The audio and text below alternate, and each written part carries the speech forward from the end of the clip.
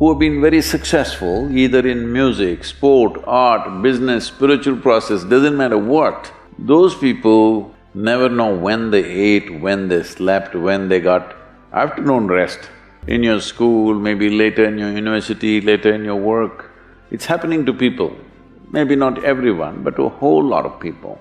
Their commitment to success is weak. They want to succeed, they will take 3 steps, then something little interesting happens here, they will go away here, they'll go away there, they'll go away there. Hey, I want to live, huh? Their commitment to success is weak. Either situations around them in some way, situations can impede you from doing what you're doing very easily. Many times it happens to everyone. But when this happens, people weaken their commitment for their success. Maybe physically, they'll feel little weak, they will weaken their commitment to success. Maybe their emotions slosh around a little bit, they will weaken their commitment to success. So our commitment to success should not weaken because there is social drama going on, or physiological drama or psychological drama, whatever happens, your commitment to success should not weaken. That is what gets you across so many lines in our life, so many barriers in our life.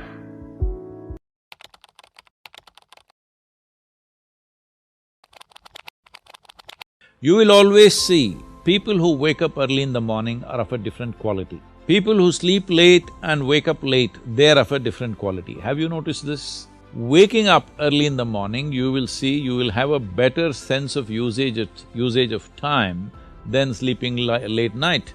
Well, at a certain time on a certain day, if it happens, it's fine, that's not the point. But as a lifestyle, if you sleep late and wake up early also, that's wonderful. But if you cut down your sleep, are you able to be active and alive through the day? That's a question mark.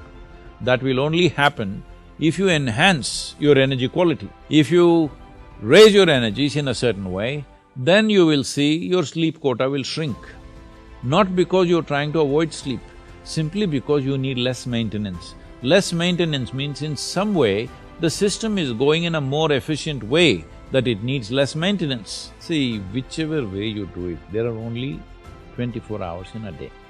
Most human beings, there is not enough time to unfold their own genius, to explore their possibilities simply because 12 hours of maintenance.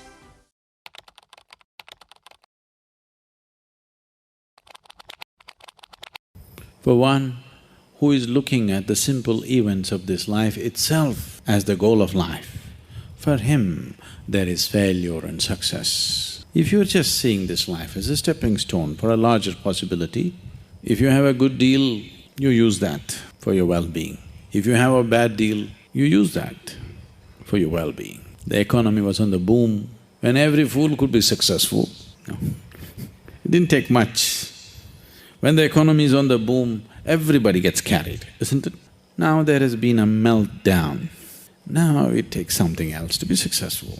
It doesn't matter what the hell happens with your life, if you are seeing this life only as a stepping stone for a larger possibility, then whatever the situation, it is beautiful and very useful.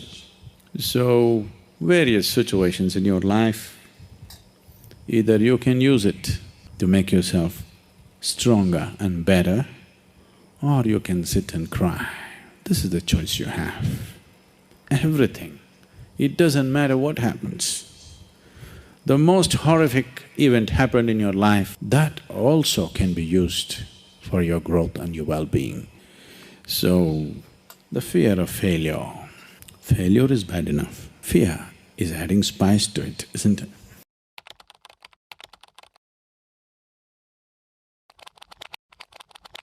We say in yoga, if you keep one eye on the goal, you have only one eye to find your way. That's not a good way to play a game. It's better both your eyes are on the game. The winning, the cup and the accolades are things which happen because we play a game well. It's not because we want them, it'll happen. Because we play well, it happens. So, it's always best that we keep our eyes, our body, our mind, everything focused on just one thing. That is when a human being functions at his maximum efficiency. And when our focus is not one-pointed, this wastage always will happen because we are thinking about something else. If everything is focused in one way, your body, your energy, your mind, everything is organized in just one direction. A person who is going in one direction will go somewhere. A person who is trying to go in 5 different directions will not go anywhere.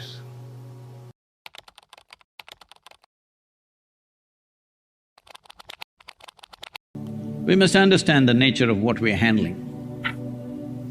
Time, by its own nature, is such. You do something, it rolls. If you don't do something, it rolls. You don't have to push it, I'm saying. But without having mastery over time, nobody can determine the nature of their destiny in their lives. How to grab time? People are talking about time management. Have you ever managed time? So the only way you can take charge of time is by mastering your energies, how they function. If you are functioning like a steam engine, it's a long time. If you're functioning like a jet engine, boom.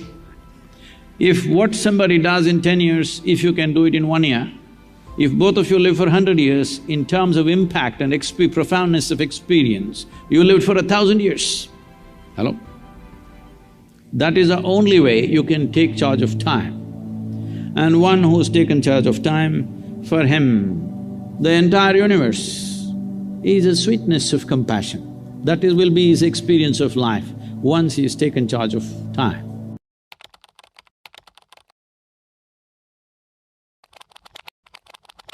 Personally, I've spent a lot of time by myself in the jungles of southern India, in the Himalayas. Now every year I spend time in Tibet. People sit by themselves and mess with themselves and make a mess out of themselves. If they stay alone, they'll go crazy, a whole lot of people. If one knows, if one enjoys being alone, it means they are definitely better organized psychologically, emotionally, far better organized than others. One of the important processes of spiritual sadhana we give, the tools that we offer, is always to go into silence. In today's world where if they're having breakfast, they must take a picture of the breakfast, I'm having breakfast, if I'm going to the toilet, I'm going to the toilet. And when this is the world, to just shut up and sit in one place takes a lot. Initially it looks like a struggle, but once you really taste what it is, you can't be without it. You just can't be without it.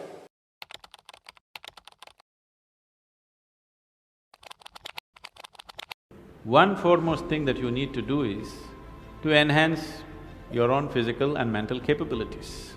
Because if you want to be a good engineer, you need a working brain. Just having a degree of engineering may be a passport to a job, but it is not a passport to success, isn't it? As an individual, your most important thing is you as a human being, you are functioning at the fullest level. If that has to happen, there are other dimensions which one needs to explore.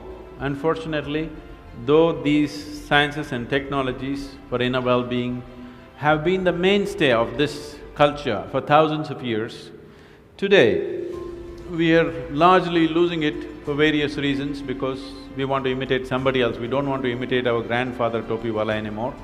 We want to imitate the hat seller from another country. Because of that, we are losing those things, but we should not. We have to bring it back into our lives. This is very much a part of the way the culture itself is structured, that it is all about the human being. If you like the video, subscribe to Be with Sadhguru. For recent update, press that bell icon. Thanks for watching the video. Namaskaram.